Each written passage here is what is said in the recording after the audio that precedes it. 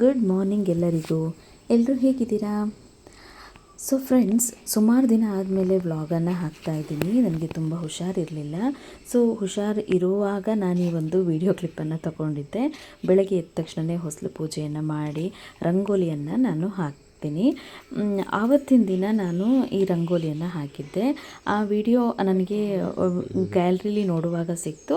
ಅದಕ್ಕೋಸ್ಕರ ನಾನು ನಿಮ್ಮ ಜೊತೆ ಶೇರ್ ಮಾಡ್ಕೊಳ್ತಾ ಇದ್ದೀನಿ. ನಿಮಗೆ ಯೂಸ್ ಆಗ್ಬೋದೇನೋ ರಂಗೋಲಿಯನ್ನು ಹಾಕುವವರಿಗೆ ಅಂತ ಹೇಳಿ ನಾನು ಈ ಒಂದು ವಿಡಿಯೋನ ನಿಮ್ಮ ಜೊತೆ ಶೇರ್ ಮಾಡ್ಕೊಳ್ತಾ ಇದ್ದೀನಿ. ಫ್ರೆಂಡ್ಸ್, ಯಾರಾದರೂ ಹೊಸದಾಗಿ ನಮ್ಮ ಚಾನಲನ್ನು ನೋಡ್ತಾ ಇದ್ದರೆ ದಯವಿಟ್ಟು ಸಬ್ಸ್ಕ್ರೈಬ್ ಮಾಡಿಕೊಂಡು ನೋಡಿ. ಹಾಗೆಯೇ ನಿಮ್ಗೆ ಈ ವಿಡಿಯೋ ಇಷ್ಟ ಆದರೆ ಪ್ಲೀಸ್ ನಮಗೊಂದು ಲೈಕನ್ನು ಕೊಡೋದನ್ನು ಮರಿಬೇಡಿ ಅಂತ ಹೇಳ್ತೀನಿ.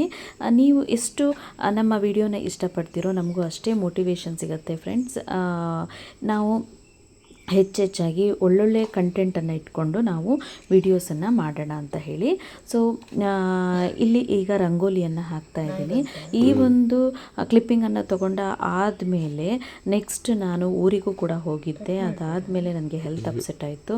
ಆ ವಿಡಿಯೋ ಮಾಡಲಿಕ್ಕಾಗಲೇ ಇಲ್ಲ. ಸೊ ನಾನು ಒಂದಿನ ಲೀವ್ ಕೂಡ ತಗೊಂಡೆ. ಲೀವನ್ನು ತಗೊಂಡು ನಾನು ಇವತ್ತೇ ವಿಡಿಯೋನ ಶೂಟ್ ಮಾಡಿ ಇವತ್ತಿನ ವಿಡಿಯೋನೇ ನಾನು ನಿಮ್ಮ ಜೊತೆ ಇವತ್ತು ಶೇರ್ ಮಾಡ್ಕೊಳ್ತಾ ಇದ್ದೀನಿ. ಈ ಕ್ಲಿಪ್ಪಿಂಗ್ ಮಾತ್ರ ಇದು ಓಲ್ಡ್ ಒನ್ ಇರೋವಂಥದ್ದು. ನೆಕ್ಸ್ಟ್ ಬರುವಂಥದ್ದೆಲ್ಲದು ಕೂಡ ನಾನು ಏನು ಪ್ರೆಸೆಂಟ್ ಡೇ ಇವತ್ತೇ ಏನು ಆ್ಯಕ್ಟಿವಿಟೀಸನ್ನು ಮಾಡಿದ್ದೀನಿ, ಇವತ್ತು ರಜೆ ತೊಗೊಂಡಿದ್ದೆ, ಅದೇ ಒಂದು ವಿಡಿಯೋ ಕ್ಲಿಪ್ಪನ್ನು ನಾನು ನಿಮ್ಮ ಜೊತೆ ಶೇರ್ ಮಾಡ್ಕೊಳ್ತಾ ಇದ್ದೀನಿ. ಫ್ರೆಂಡ್ಸ್, ನಾನಿವತ್ತು ಎದ್ದದ್ದು ಕೂಡ ತುಂಬ ಲೇಟ್ ಆಯಿತು. ತುಂಬ ದಿನಗಳಿಂದ ನನಗೆ ಹೆಲ್ತ್ ಅಪ್ಸೆಟ್ ಆಗಿತ್ತು. ಫೀವರ್ ಇತ್ತು, ಸ್ಟಮಕ್ ಪೇಯ್ನ್ ಇತ್ತು. ಸೊ ಅದೆಲ್ಲದೂ ಈಗ ಸ್ವಲ್ಪ ಮಟ್ಟಿಗೆ ಕಡಿಮೆ ಆಗಿ ಇವತ್ತು ಎದ್ದು ಸ್ವಲ್ಪ ಮನೆಯನ್ನೆಲ್ಲ ಕ್ಲೀನ್ ಮಾಡ್ಕೊಳ್ಳೋಣ ಅಂತ ಹೇಳಿ ಇವತ್ತು ಲೀವ್ ತೊಗೊಂಡಿದ್ದೆ.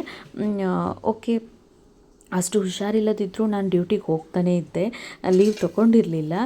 ಒಂದು ದಿನನೇನೋ ನಾನು ಹಾಫ್ ಡೇ ಮಾಡ್ಕೊಂಡು ಬಂದೆ.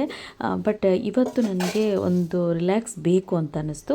ಅದಕ್ಕೋಸ್ಕರ ನಾನು ಫ್ರೀ ಮಾಡ್ಕೊಳ್ಳೋಣ ಅಂತ ಹೇಳಿ ನಾನು ಮನೆಯೆಲ್ಲ ಸ್ವಲ್ಪ ನಾವಿರೋ ಸರೌಂಡಿಂಗ್ ಕೂಡ ಕ್ಲೀನಾಗಿರಬೇಕಲ್ವ, ಇಲ್ಲದಿದ್ದರೆ ನಮ್ಮ ಮನಸ್ಥಿತಿ ಕೂಡ ಸರಿ ಇರೋದಿಲ್ಲ ಅಲ್ವಾ. ಅದಕ್ಕೋಸ್ಕರ ನಾನು ಇದನ್ನು ಇವತ್ತೊಂದು ದಿನ ಲೀವ್ ತಗೊಂಡೆ ಫ್ರೆಂಡ್ಸ್. ಸೊ ನಾನು ನಿಮ್ಮ ಜೊತೆ ಇವತ್ತು ಒಂದು 5 ಟಿಪ್ಸ್ ಬಗ್ಗೆ ಹೇಳೋಣ ಅಂತ ಅಂದ್ಕೊಂಡಿದ್ದೀನಿ. ಏನಪ್ಪ ಅಂದರೆ, ನಾವು ಮಹಿಳೆಯರು, ನಾವು ಹೆಂಗಸರು ಯಾವಾಗಲೂ ಕೂಡ ಎಲ್ಲ ಕೆಲಸನೂ ಮಾಡ್ತಾ ಇರ್ತೀವಿ, ಎಲ್ಲದನ್ನೂ ಕೂಡ ಮ್ಯಾನೇಜ್ ಮಾಡ್ತಾ ಇರ್ತೀವಿ. ಆದರೆ ಯಾವುದನ್ನು ಹೇಗೆ ಮಾಡ್ಕೊಳ್ಬೇಕು ಹೇಗೆ ಅನ್ನೋದು ನಮ್ಮ ಬಗ್ಗೆನೇ ನಾವು ಯೋಚನೆ ಮಾಡೋದನ್ನು ಮರ್ತಿರ್ತೀವಿ. ಅದಕ್ಕೋಸ್ಕರ ನಿಮ್ಮ ಜೊತೆ ನಾನು 5 ಟಿಪ್ಸನ್ನು ಶೇರ್ ಮಾಡ್ಕೊಳ್ತೀನಿ. ಮೊದಲನೇದಂತ ಹೇಳಿದರೆ, ನಮ್ಮ ಆರೋಗ್ಯವನ್ನು ನೋಡ್ಕೊಳ್ಬೇಕು. ನನ್ನ ಹೆಲ್ತ್ ಈಗ ಯಾವಾಗ ಹಾಳಾಯಿತು ಅಂತ ನಿಮ್ಮ ಜೊತೆ ಹೇಳ್ದೆ ಅಲ್ಲ ಫ್ರೆಂಡ್ಸ್, ಆವತ್ತಿನಿಂದ ನನಗೆ ತುಂಬಾ ಕನ್ಸರ್ನ್ ಸ್ಟಾರ್ಟ್ ಆಗಿದೆ. ನಮ್ಮ ಆರೋಗ್ಯವನ್ನು ನಾವು ನೋಡ್ಕೊಳ್ಬೇಕು. ಯಾಕೆಂದರೆ ನಮ್ಮ ಮಕ್ಕಳಿಗೆ ನಾವು ಒಂದು ಎಜುಕೇಷನ್ ಕೊಡಿಸೋದಾಗಿರ್ಬೋದು, ತುಂಬ ರೆಸ್ಪಾನ್ಸಿಬಿಲಿಟೀಸ್ ಇದೆ. ಅದೆಲ್ಲದನ್ನು ಕೂಡ ನಾವು ಮಾಡಬೇಕು ಅಂತ ಹೇಳಿದ್ರೆ ಮೊದಲನೇದಾಗಿ ನಮ್ಮ ಆರೋಗ್ಯ ಚೆನ್ನಾಗಿದ್ದರೆ ಮಾತ್ರ. ಆರೋಗ್ಯ ಹದಗೆಟ್ಟಾಗ ಇನ್ನೊಬ್ಬರ ಮೇಲೆ ನಾವು ಡಿಪೆಂಡ್ ಆಗಬೇಕಾಗ್ತದೆ. ಆ ರೀತಿ ಎಲ್ಲ ಮಾಡ್ಕೊಳ್ಳೋದ್ಕಿಂತ ನಮ್ಮ ಆರೋಗ್ಯವನ್ನು ನಾವು ಚೆನ್ನಾಗಿಟ್ಕೊಳ್ಬೇಕು. ಇದು ಮೊದಲನೇ ಟಿಪ್ ನನ್ನ ಫ್ರೆಂಡ್ಸ್. ಸೊ ನಾವೆಲ್ಲರೂ ಕೂಡ ಹೆಂಗಸರು ನಾವು ಇದನ್ನು ಫಾಲೋ ಅಪ್ ಮಾಡಲೇಬೇಕು. ನಮ್ಮ ಆರೋಗ್ಯದ ಕಡೆಗೆ ನಮಗೆ ಗಮನ ಇರಬೇಕು. ಹಾಗೆ ಎರಡನೇ ಟಿಪ್ ಏನಪ್ಪ ಅಂತ ಹೇಳಿದ್ರೆ, ನಾವು ಇನ್ನೊಬ್ಬರ ಬಗ್ಗೆ ಜಾಸ್ತಿ ತಲೆ ಕೆಡಿಸ್ಕೊಳ್ಳೋಕೆ ಹೋಗಬಾರ್ದು. ಏನೋ ನಮ್ಮ ಬಗ್ಗೆ ಏನೋ ಹೇಳ್ತಾರೆ, ಇನ್ನೊಬ್ರು ಯಾರೋ ಹೇಳ್ತಾರೆ, ಅವರೇನೋ ಹೇಳಿದ್ದಾರೆ ಅಂತೆಲ್ಲ ಹೇಳ್ತಾರೆ. ಸೊ ಅದ್ರ ಬಗ್ಗೆ ನಾವು ಜಾಸ್ತಿ ತಲೆ ಕೆಡಿಸ್ಕೊಳ್ಳೋಕ್ಕೆ ನಾವು ಹೋಗಲೇಬಾರ್ದು.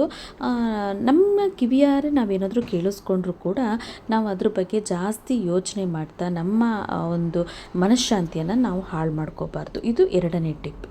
ಈಗ ಮೂರನೇ ಟಿಪ್ಗೆ ಹೋಗೋದು ಅಂತ ಹೇಳಿದರೆ, ನಮಗೆ ಯಾರ ಹತ್ರನೂ ನಾವು ಎಕ್ಸ್ಪೆಕ್ಟೇಷನನ್ನು ಎಕ್ಸ್ಪೆಕ್ಟ್ ಮಾಡಲಿಕ್ಕೆ ಹೋಗಬಾರ್ದು. ಎಕ್ಸ್ಪೆಕ್ಟೇಷನ್ನೇ ಇಟ್ಕೊಳ್ಬಾರ್ದು.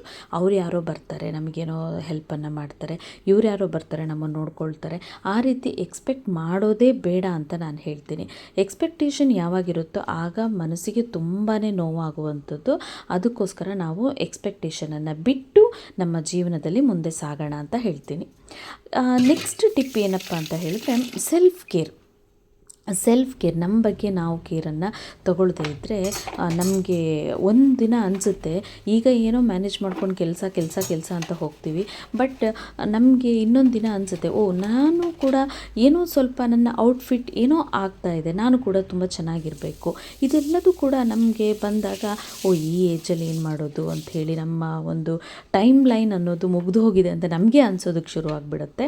ಸೊ ಅದಕ್ಕೋಸ್ಕರ ನಾವು ಓಕೆ ಇಷ್ಟು ಟೈಮ್ ನಾವು ಕೇರ್ ಮಾಡ್ತಾ ಇದ್ವೋ ಬಿಡ್ತಾ ಇದ್ವೋ ಅದೆಲ್ಲ ಬಿಟ್ಟು ಹಾಕಿಬಿಟ್ಟು ಈ ಕ್ಷಣದಿಂದನೇ ನಾವು ನಮ್ಮ ಬಗ್ಗೆ, ನಮ್ಮ ಒಂದು ಔಟ್ಫಿಟ್ ಬಗ್ಗೆ ನಾವು ಸ್ವಲ್ಪ ಗಮನವನ್ನು ಕೊಡಬೇಕು ಅಂತ ಹೇಳ್ತೀನಿ. ನಮ್ಮ ಹೇರ್ ಕೇರ್ ಮಾಡ್ಕೊಳ್ಳೋದು, ಸ್ಕಿನ್ ಕೇರ್ ಮಾಡ್ಕೊಳ್ಳೋದಾಗಿರ್ಬೋದು, ಅಥವಾ ನಾವೊಂದು ಚಂದದ ನೈಲ್ ಪಾಲಿಷ್ ಹಾಕ್ಕೊಳ್ಳೋದಾಗಿರ್ಬೋದು, ಇದೆಲ್ಲದನ್ನು ಕೂಡ ನಾವು ಚಿಕ್ಕ ಚಿಕ್ಕ ಆಸೆಗಳನ್ನು ಈಡೇರಿಸ್ಕೊಳ್ತಾ ನಮ್ಮ ಜೀವನದಲ್ಲಿ ನಾವು ಖುಷಿಯಾಗಿರಬೇಕು. ಅದಕ್ಕೋಸ್ಕರ ನಾವು ಸೆಲ್ಫ್ ಕೇರನ್ನು ಕೂಡ ಮಾಡಬೇಕು. ಇದು 4ನೇ ಟಿಪ್. ಇನ್ನು 5ನೇ ಟಿಪ್ಪಿಗೆ ಬಂದರೆ ನಾನು ಹೇಳೋದು, ಪ್ರತಿಯೊಂದಕ್ಕೂ ಪ್ಲ್ಯಾನಿಂಗ್ ಇರಲಿ ಫ್ರೆಂಡ್ಸ್. ನಾವೀಗ ಮನೆಯಲ್ಲೂ ಕೂಡ ಎಲ್ಲ ಕೆಲಸವನ್ನು ನಿಭಾಯಿಸ್ತೀವಿ, ಹಾಗೆ ಈಗ ನಾವು ಹೊರಗಡೆನೂ ಕೂಡ ಹೋಗಿ ದುಡ್ಕೊಂಡು ಬರ್ತಾ ಇದ್ದೀವಿ ಅಂದಾಗ ನಾವು ಒಂದೇ ಕಡೆ ಫೋಕಸ್ ಮಾಡಲಿಕ್ಕಾಗೋದಿಲ್ಲ, ಎರಡೂ ಕಡೆ ಫೋಕಸ್ ಮಾಡಬೇಕು. ಅದಷ್ಟೇ ಅಲ್ಲ, ನಮ್ಮ ಮಕ್ಕಳಿರ್ತಾರೆ, ಅವರಿಗೆ ಎಜುಕೇಷನನ್ನು ನೋಡ್ಕೊಳ್ಬೇಕು, ಇನ್ನೇನೋ ಹಸ್ಬೆಂಡ್ ಇನ್ನೇನೋ ಒಂದು ಸ್ಪೆಷಲ್ ಡಿಶನ್ನು ಮಾಡಬೇಕು ಅಂತ ಹೇಳ್ತಾರೆ, ಅದ್ರ ಕಡೆ ಗಮನ ಕೊಡಬೇಕು. ಇನ್ಯಾವುದೋ ಮನೆಯಲ್ಲಿ ಊರಲ್ಲಿ ಫಂಕ್ಷನ್ ಇರುತ್ತೆ, ಅಲ್ಲಿಗೆ ಅಟೆಂಡ್ ಆಗಬೇಕು. ಸೊ ಇದೆಲ್ಲದೂ ಕೂಡ ಎಲ್ಲರ ಲೈಫಲ್ಲಿ, ನನ್ನ ಲೈಫ್ ಮಾತ್ರ ಅಲ್ಲ, ಎಲ್ಲರ ಲೈಫಲ್ಲೂ ಕೂಡ ಇದು ಬರ್ತಾನೆ ಇರುತ್ತೆ. ಸೊ ನಾವೊಂದು ಪ್ಲ್ಯಾನನ್ನು ಮಾಡ್ಕೊಳ್ಳೋಣ. ನಮಗೆ ಒಂದು ಸಂಡೇ ಈ ರೀತಿಯಾಗಿ ವರ್ಕಿಂಗ್ ವುಮೆನ್ಸ್ಗೆ ಒಂದು ಸಂಡೇ ಈ ರೀತಿಯಾಗಿ ಒಂದು ದಿನ ಫ್ರೀ ಸಿಗ್ಬೋದು, ಅಥವಾ ನಾವು ಲೀವ್ ಹಾಕಿದಾಗ ಫ್ರೀ ಸಿಗ್ಬೋದು. ಅಂಥ ಟೈಮಲ್ಲಿ ನಾವು ಒಂದಷ್ಟು ಕೆಲಸಗಳನ್ನು ಇಟ್ಕೊಳ್ಳೋ ಬದಲು ಡೈಲಿ ರೊಟೀನಲ್ಲಿ ನಾವು ಇಂಥ ದಿನ ಏನೇನು ಕೆಲಸಗಳನ್ನು ಮಾಡ್ಕೊಳ್ಬೇಕು, ಮತ್ತು ನಾಳೆ ಬೆಳಗ್ಗೆ ಎದ್ದು ಏನು ತಿಂಡಿಯನ್ನು ಮಾಡಬೇಕು, ಇದೆಲ್ಲದೂ ಕೂಡ ಪ್ಲ್ಯಾನ್ಡ್ ಆಗಿ ಇದ್ದರೆ ನಮಗೆ ಅಷ್ಟು ಹೆವಿ ಬರ್ಡನ್ ಅಂತೂ ಖಂಡಿತವಾಗ್ಲೂ ಆಗೋದಿಲ್ಲ ಫ್ರೆಂಡ್ಸ್. ಸೊ ನೀವು ಬೇಕಿದ್ದರೆ ಒಂದ್ಸರಿ ಫಾಲೋ ಅಪ್ ಮಾಡಿ ನೋಡಿ. ಈ 5 ಟಿಪ್ಸನ್ನು ನಮ್ಮ ಮನಸ್ಸಿನ ಆಳದಲ್ಲಿ ನಾವು ತಗೊಂಡು ನಾವೇನಾದರೂ ನಮ್ಮ ಜೀವನವನ್ನು ಮುನ್ನಡೆಸ್ತಾ ಹೋದ್ವಿ ಅಂದರೆ ಖಂಡಿತವಾಗ್ಲೂ ನಾವು ಯಾರಿಂದನೂ ಕೂಡ ನನಗಿವತ್ತು ಬೇಜಾರಾಗಿದೆ, ನನಗೇನೋ ತುಂಬಾ ಹರ್ಟ್ ಮಾಡಿಬಿಟ್ರಿ, ಈ ರೀತಿ ನಾವು ಯಾರಿಗೂ ಹೇಳುವಂಥ ಪರಿಸ್ಥಿತಿ ಬರೋದೇ ಇಲ್ಲ ಅನಿಸುತ್ತೆ. ಯಾಕೆಂದರೆ ನಾವು ಎಕ್ಸ್ಪೆಕ್ಟೇ ಮಾಡೋದಿಲ್ಲ, ಯಾರೋ ಏನೋ ನಮಗೇನೋ ಹೆಲ್ಪ್ ಮಾಡಲಿ ಅಂಥೇಳಿ ಎಕ್ಸ್ಪೆಕ್ಟ್ ಮಾಡೋದೇ ಇಲ್ಲ. ಅಂದಮೇಲೆ ನಮಗೆ ಯಾಕೆ ಬೇಜಾರಾಗ್ತದೆ ಅಲ್ವಾ? ಸೊ ನೋಡಿ, ನಿಮ್ಮ ಜೊತೆ ನಾನು ಮಾತಾಡ್ತಾನೆ ಎಲ್ಲ ಕೆಲಸ ಮುಗಿಸ್ಕೊಂಡು ಇವತ್ತೇನೋ ಜಾಸ್ತಿ ಏನೋ ಅಡುಗೆ ಪ್ರಿಪೇರ್ ಎಲ್ಲ ಮಾಡಲಿಲ್ಲ. ಇವತ್ತು ಕುಚ್ಚಲಕ್ಕಿ ಗಂಜಿಗೆ ಇಟ್ಟಿದ್ದೇನೆ, ಹಾಗೆ ಒಣಮೀನು ಚಟ್ನಿ ಕೂಡ ಮಾಡಿಟ್ಟಿದ್ದೀನಿ ಆಗಲೇ. ಕುಚ್ಚಲಕ್ಕಿ ಗಂಜಿನೇ ಸಾಕು ಅಂತ ಹೇಳಿ, ಯಾಕೆ ಅಂತ ಹೇಳಿದ್ರೆ ಸ್ವಲ್ಪ ಈಗ ಸ್ಟಮಕ್ ಪೇನ್ ಮತ್ತು ಫೀವರ್ ಇದೆಲ್ಲದೂ ಕೂಡ ಬಂದು ಒಂಥರ ಸ್ಟ್ರೈನ್ ಆದಂಗೆ ಆಗಿದೆ. ಅದಕ್ಕೋಸ್ಕರ ಹೆವಿ ಅಡುಗೆನೂ ಕೂಡ ನಾನಿವತ್ತು ಮಾಡೋಕ್ಕೆ ಹೋಗಲಿಲ್ಲ. ಅಡುಗೆ ಕೂಡ ಒಂದು ಕಡೆಯಿಂದ ಕೆಲಸ ಆಗ್ತಾಯಿತ್ತು, ಸ್ಟವ್ ಎಲ್ಲ ಕ್ಲೀನ್ ಮಾಡಿಕೊಂಡು ನೆಕ್ಸ್ಟ್ ನಾನು ಅಡುಗೆಯನ್ನು ಕೂಡ ಇಟ್ಕೊಂಡು ಗಂಜಿ ಕೂಡ ಇಟ್ಟೆ. ಗಂಜಿ ಕೂಡ ವಿಸಿಲ್ ಬಂತು. ಕುಕ್ಕರಲ್ಲೇ ನಾನು ಗಂಜಿನ ಮಾಡ್ತೀನಿ. ಇನ್ನೊಂದು ದಿನ ನಾನು ನಿಮಗೆ ಹೇಳ್ತೀನಿ ಹೇಗೆ ಕುಕ್ಕರಲ್ಲೇ ನಾವು ಈಸಿಯಾಗಿ ಕುಚ್ಚಲಕ್ಕಿ ಬೇಯೋದು ತುಂಬ ಲೇಟ್ ಅಂತ ಹೇಳ್ತಾರೆ, ಬಟ್ ಆರಾಮಾಗಿ ನಾವು ಬೇಯಿಸ್ಕೊಳ್ಬೋದು ಅಂಥೇಳಿ. ನೋಡಿ ಫ್ರೆಂಡ್ಸ್, ಇಲ್ಲಿ ನನ್ನ ನಾಯಿ ನನ್ನ ರೂಮ್ಗೆ ಬಂದು ಕೂತ ತಕ್ಷಣವೇ ಅದು ಕೂಡ ಸೀದಾ ಬರುತ್ತೆ, ಮಲಗೋದಕ್ಕೋಸ್ಕರ ಬರೋದು ಅದು ಕೂಡ. ಇವಳು ರೆಸ್ಟ್ ತೊಗೊಳ್ತಾ ಇದ್ದಾರೆ, ಇವರು ನಾನು ಕೂಡ ಹೋಗೋಣ ಅಂತ. ನೋಡಿ ಗಂಜಿ ಕೂಡ ಆಯಿತು. ಗಂಜಿಯನ್ನು ಕುಕ್ಕರಲ್ಲಿ ಹೇಗೆ ಮಾಡೋದು ಅಂತ ನಾನು ನೆಕ್ಸ್ಟ್ ವಿಡಿಯೋದಲ್ಲಿ ನಾನು ನಿಮ್ಮ ಜೊತೆ ಶೇರ್ ಮಾಡ್ಕೊಳ್ತೀನಿ. ಇದಾಗಿತ್ತು ನನ್ನ ಒಂದು ಚಿಕ್ಕ ವ್ಲಾಗ್. ನಿಮಗೆ ಈ ವ್ಲಾಗ್ ಇಷ್ಟ ಆಗಿದರೆ ದಯವಿಟ್ಟು ನಮ್ಮ ಚಾನಲನ್ನು ಸಬ್ಸ್ಕ್ರೈಬ್ ಮಾಡ್ಕೊಳ್ಳೋದನ್ನು ಮರಿಬೇಡಿ. ಹಾಗೆ ಇದು ಯಾರಿಗೆಲ್ಲ ಯೂಸ್ ಆಗುತ್ತೆ ಅವ್ರ ಜೊತೆ, ನಿಮ್ಮ ಫ್ರೆಂಡ್ಸ್ ಆ್ಯಂಡ್ ಫ್ಯಾಮಿಲಿ ಜೊತೆ ಶೇರ್ ಮಾಡ್ಕೊಳ್ಳಿ ಅಂತ ಹೇಳ್ತೇನೆ ಫ್ರೆಂಡ್ಸ್. ಸೊ ಈ ವಿಡಿಯೋ ಇಷ್ಟ ಆಗಿದರೆ ಲೈಕ್ ಮಾಡಿ, ಹಾಗೆ ನಮ್ಮ ಚಾನಲ್ ಸಬ್ಸ್ಕ್ರೈಬ್ ಮಾಡ್ಕೊಳ್ಳಿ. Thank you for watching friends. Take care. Bye.